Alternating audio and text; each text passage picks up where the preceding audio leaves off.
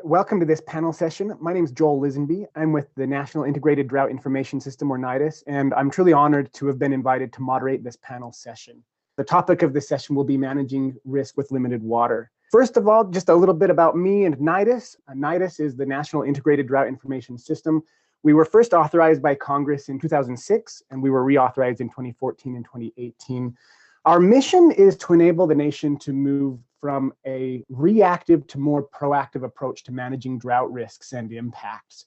And while we sit within NOAA, which is the National Oceanic and Atmospheric Administration, Nidus has been authorized by Congress to work outside of NOAA with really any stakeholders that are willing to work with us. A little more about Nidus, we're organized regionally. I am the drought information coordinator for both the Intermountain West and Southern Plains drought early warning systems, which are listed here. A drought early warning system is more than just a forecast. It's a way to really bring people together who have drought information with those who need that drought information and help add value and give people that heads up that drought might be coming. We work in monitoring, we work with interdisciplinary research, we work with outreach and communications, and we also help people in their planning and preparedness for the next drought. Nidus does a lot of things, and I won't have time to go into most of them actually, only just to highlight two of the more recent activities that Nidus has been working on is researching and coordinating flash drought as a drought topic and helping people manage those really short, sharp events or the ones that start really quickly. We also have been running a series of ecological drought webinars recently, and you can register for those from our website, drought.gov. Without any further ado, we'll move into this panel discussion. And we have four expert panelists that are going to share their perspective with us on using water within the Ogallala. And I'm going to let each of them introduce themselves. Go ahead and say who you are, what you do, and why you care about the Ogallala. I'm going to start with Meagan. Sure. Meagan Schipanski. I'm an associate professor in the Department of Soil and Crop Sciences at Colorado State University, and also director of the Ogallala Water Coordinating Agricultural Project. My research is really focused in cropping systems and how we manage those cropping systems across the eastern plains of Colorado, western Kansas, western Nebraska, in ways that we manage short-term and long-term risk. And so thinking about the aquifer is really near and dear to my heart because it's such a challenging issue that requires resilient cropping systems, but also thinking about the social and economic context within which we do our farming. Anne, we'll go to you next. I'm Anne Bartusevige. I am the Conservation Science Director at Playa Lakes Joint Venture. And we do conservation for, primarily for birds on grasslands and wetlands in the shortgrass and the mixed grass prairie region, and which covers almost the whole of the Ogallala. And so because our landowners and the people we work with care deeply about the Ogallala, we care deeply about the Ogallala. Next, I'll go to Ben. Good morning. My name is Ben Holland, and I'm with Cactus Feeders out of Amarillo, Texas. We're a livestock production company with cattle feed yards, 7 of those in the Texas Panhandle and 3 in Southwest Kansas. We came to this discussion thinking about the Ogallala, which is where we live, and thinking about how we can maintain a viable resource into the future. And lucky last, Ken. Hello, everyone. My name is Ken McCarty. I'm one of the owners of McCarty Family Farms. We are 4th generation family dairymen, originally from northeastern Pennsylvania, moved to western Kansas approximately 20 years ago. And today we have 4 farms that sit atop the Ogallala Aquifer, 3 in western Kansas, 1 in southwest Nebraska. And we're passionate about conservation in the Ogallala simply because, we've invested ourselves and our families and our livelihoods in these communities and in this aquifer. And being as we're 4th generation dairymen, we hope that there's a 5th and possibly a 6th and, in perpetuity, next generations. And as such, we feel a deep responsibility to conserve and preserve that future for the next generations. So thank you. That's great, Ken. I'm looking forward to hearing your perspective, and thanks for joining the panel. The rest of this discussion is really just going to be a few questions. We heard earlier in the workshop that some parts of the Ogallala are in worse shape than others. And I wanted to get some insight from those of you who live and work in the area. What are some of the conditions or impacts on the ground? What do things look like for those of you who are using the Ogallala? I might actually start with Meagan. You can go first. Yeah, I think this is a really key point, is that it's not the same everywhere. This is a really heterogeneous aquifer. And that's even, we think about from north to south, tends to be more water, say in Nebraska than in Texas. However, even within states and within local groundwater management districts, there are deeper pockets and shallower pockets. And so that results in these different trajectories or pathways looking forward, where there's some regions where we are going to be able to sustainably use this resource into the future.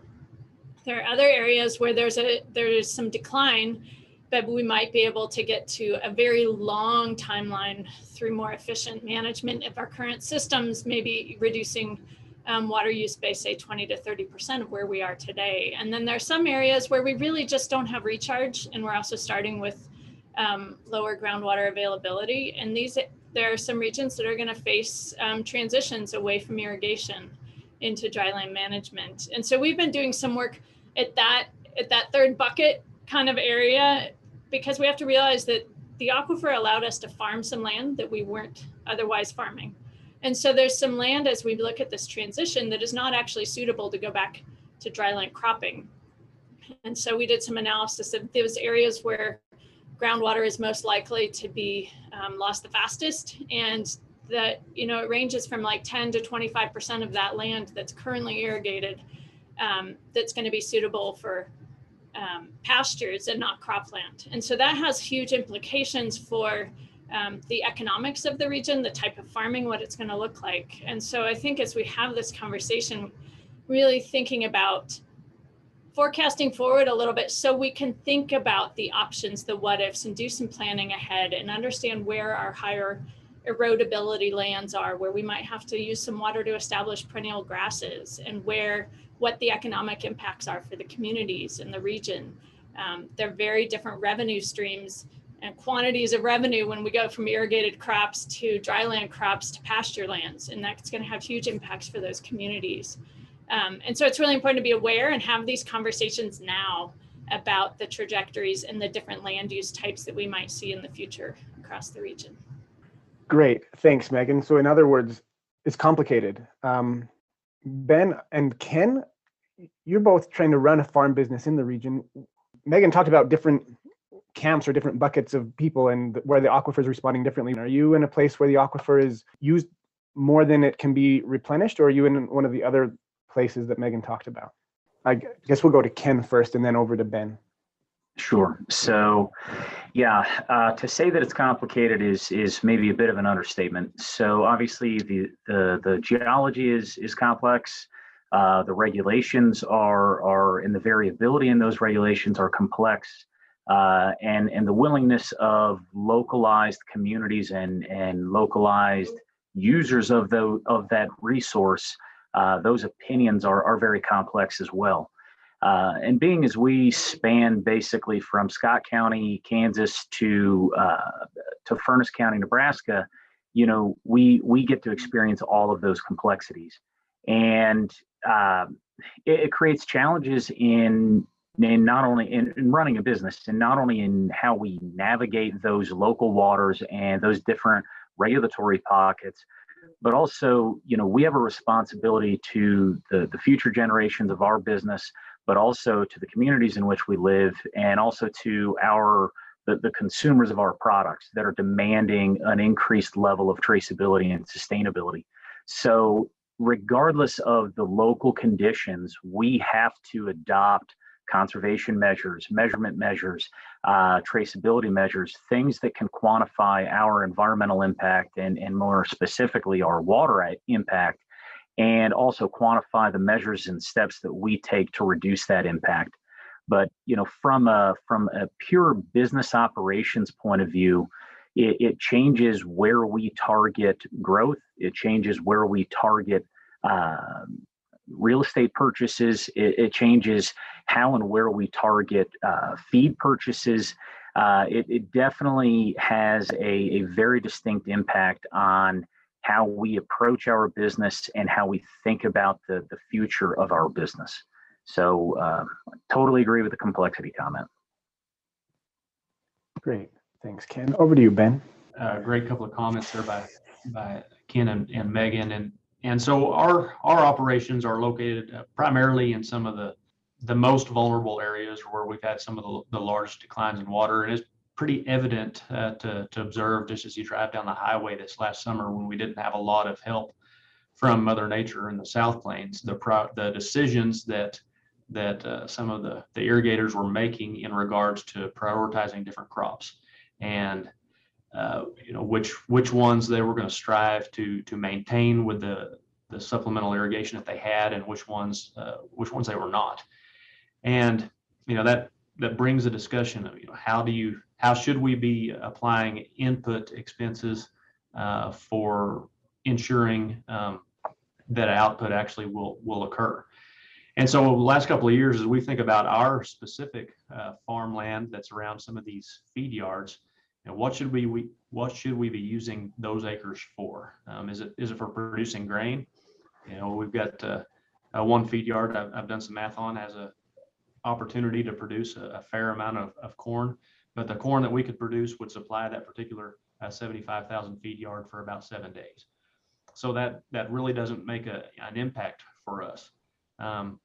But maybe we could be using those acres and that supplemental irrigation to begin the transition toward pasture. I don't think pasture is necessarily a bad thing. We in the Southern Plains, tremendous resource in stocker cattle production and growing animals on both dry land and irrigated wheat, and we have to think about those systems and begin the transition so we can have soil health to support productivity into the future. If we wait too late, the transition will take much longer. Great, thanks, Ben. We've started talking a little bit about some adaptation measures that need to be taken. Before we get too far into that, the first question was around impacts and what things are like on the ground. I wanted to give Anne an opportunity to maybe talk about any impacts you've seen and how things are changing from your perspective. I mean, it's interesting what Meagan was talking about the three bins in the aquifer, and from my own perspective as a scientist, reading the literature and kind of looking at the different land cover models, about the aquifer, at the PLJV, we started kind of forming this hypothesis, within our own office that there were going to be changes and they had to occur. And so, we started thinking about, how we can, facilitate or help buffer those changes. And so thinking about how conservation programs can be a bridge as producers move from one production type to another, and how can you integrate that into your business, really, and so we started looking at, where playas are, their point sources of recharge to the aquifer. It's not going to be enough to offset irrigation at all, but it's enough for, a family's water, or it can help, a town, in their sustainable water plan. So how can we, sort of help that conversation along and, and just bridge these gaps, help bridge these gaps is kind of where our perspective is. Great, thanks for that. So there have been a few adaptation measures that have already come up, and you just talked about playas and letting those act as aquifer recharge.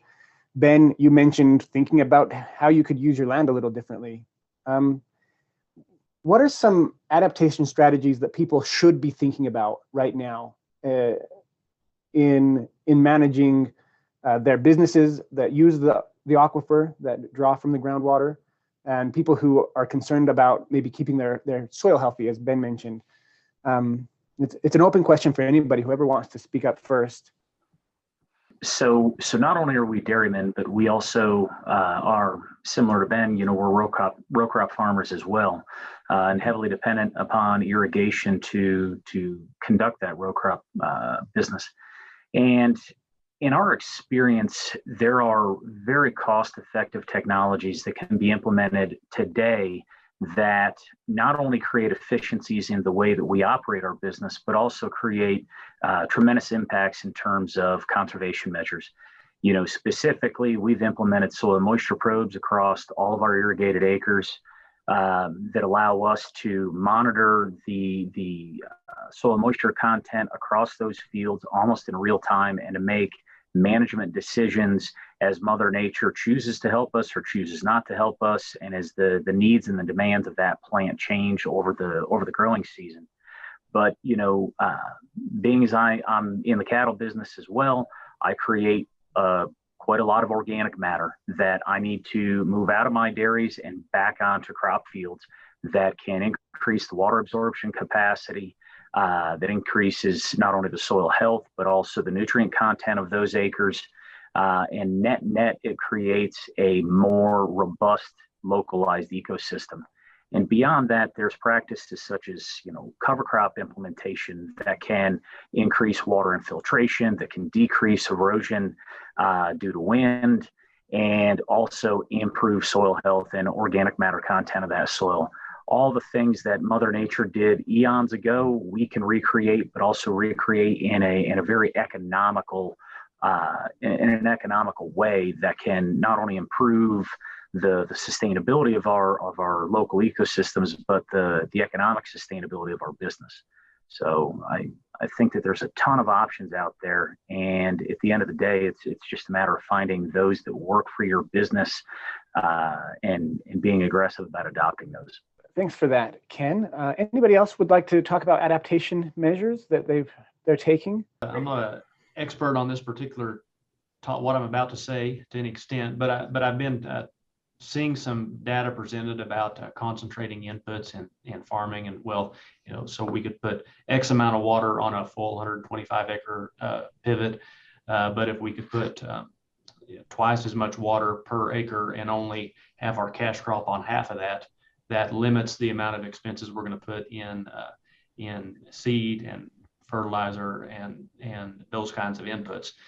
And that's pretty exciting. But what that causes me to think about is, what should we do with that other half that if we're going to certainly change on water? It's probably not best to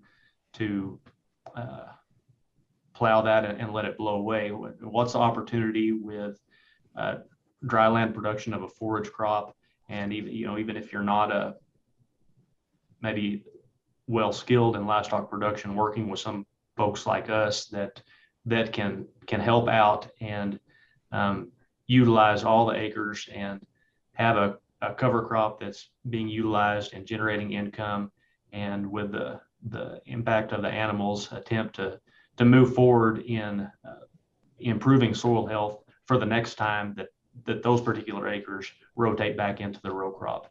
So I think there's a lot of interesting things there that can be done and explored, and we're trying to think about how we move those to scale, that they can impact the procurement of cattle for operation of our size, and impact the region in which we have ourselves and our neighbors operating. Great. Ben, if you could say something about how much water per year and how much time it takes to establish new pasture. Yeah, Joel, that's something that we are learning. And what can be done with somewhere between 2 and 5 supplemental inches of water irrigation on some of these acres in a year. We might have to follow back up in a couple of years on answering that question. Thanks. And I promised I'd come over to you next. From the Playa Lakes perspective, in working with our landowners and in the recharge through playas, is we started learning more and more from hydrologists about this process of the recharge through playas, and kind of learning what can and can't be done. And we started thinking about how we can be relevant to this conversation. We started conversations with several towns in the area, and thinking about how we could how playa conservation could be integrated into a sustainable water plan, and thinking about while we're talking with the people we work with, the landowners we work with, and wanting to have a next generation farmer on your land, passing that down. So how do we work with communities to keep them sustainable, to keep them on the landscape?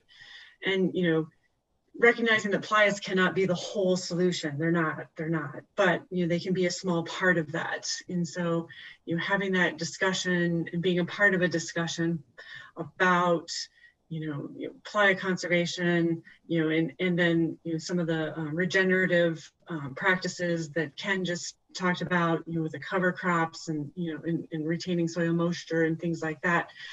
And so with these things, we've been able to build just huge partnerships, with people not only just doing wildlife conservation, but ag offices and the county offices and things like this to build, and be funded through NRCS on a regional conservation partnership program grant.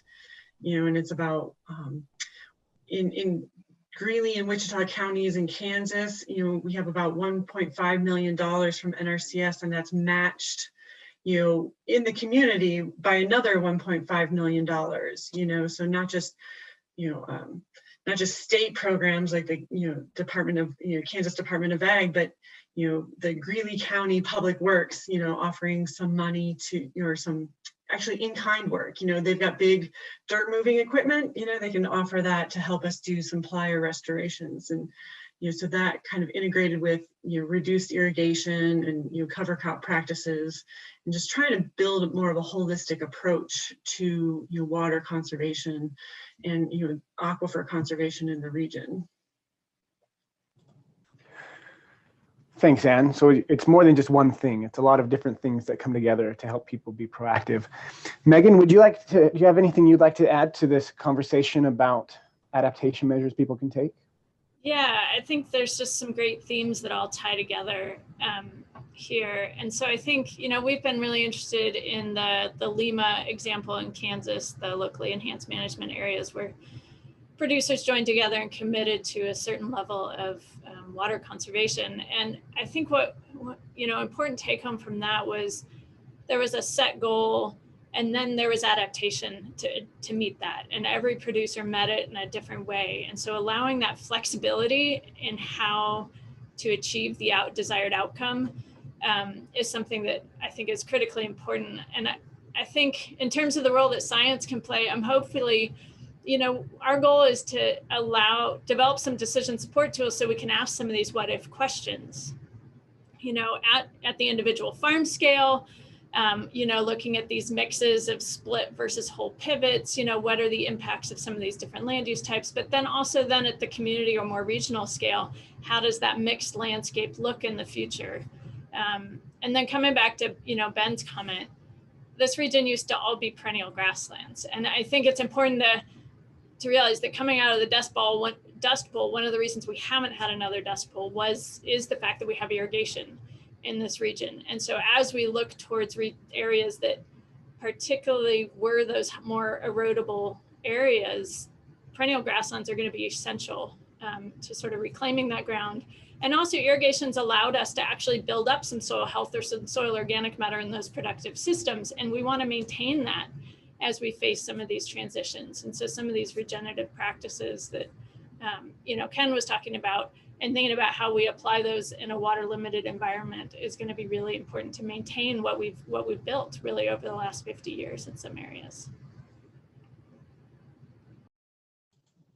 Great, thanks, Meagan. Any other comments before I move on a little bit? One thing that I would echo of Meagan's comments, I buy crops from the Sheridan 6 Lima. I live and work and own crop ground and dairies within the GMD 4 Lima. And, some of those initiatives might be a little bit painful to begin with, but the net result at the end of the day is enhanced economic viability of local farms. I would argue long-term enhanced economic viability of the local communities, and a huge amount of water saved. Sometimes, whether we want to admit it or not, we need to be pushed into positive change. And I think the Sheridan 6 and I believe that the GMD 4 Lima in Northwest Kansas are really good examples of that. So it's, in my view, those programs have been extremely successful. I think that the last question that I'd like to hear from you is, what's the best way to share these ideas and to share good ideas How do we get the word out that people need to adapt and that they'll be better off for it? I think part of what we're doing here today is exactly it. You know, telling the story of ways in which we can be successful, telling the stories about how important it is to integrate with local municipalities, diverse business owners, that sort of thing. And I know, at least within the state of Kansas, there's programs that help elevate success stories, help ease the transition or the adoption of technologies. You know, the state of Kansas has their Water Tech Farm program and their WCA program that allow you to not bear the entire risk, but of adopting new technologies and technologies geared toward conservation. But on top of that, they also link you to other producers that are involved in the same type of efforts. So not only do you have the financial support network, but you have the peer support network. And beyond that, they talk a great deal about the successes and the failures of what you're trying to achieve. So it's this type of thing and those types of programs that I think can really accelerate the rate of adoption of conservation measures. Yeah, and I'll kind of echo that. As someone who works at a land grant institution with an extension program, I think, what we see again and again is it's often not so much about having the information out there as we know there's concern about water availability. We did an aquifer-wide survey. More than 80+% of the irrigators across the region are really concerned about groundwater. And it's how do we take that shared concern in a way that we take some shared commitments, maybe it's something like the lemur or not, but I think there's a real interest in doing something.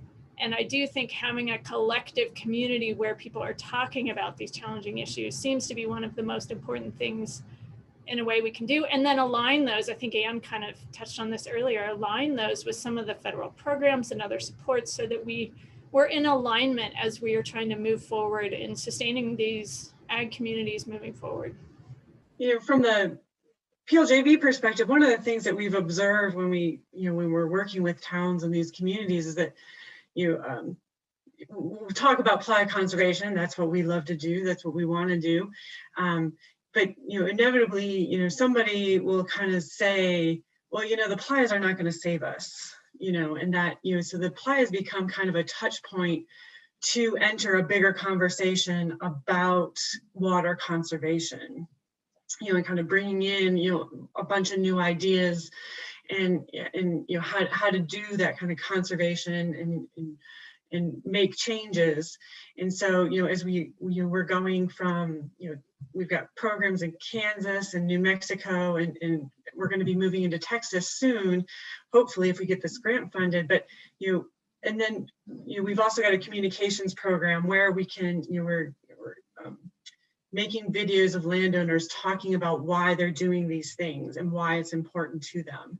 And so, really trying to, build that communication so it doesn't come from us, it's really coming from the people who are practicing this, and we can, they can share their stories and, build up these bigger collaborations, from the ground up, from the people who, where it matters.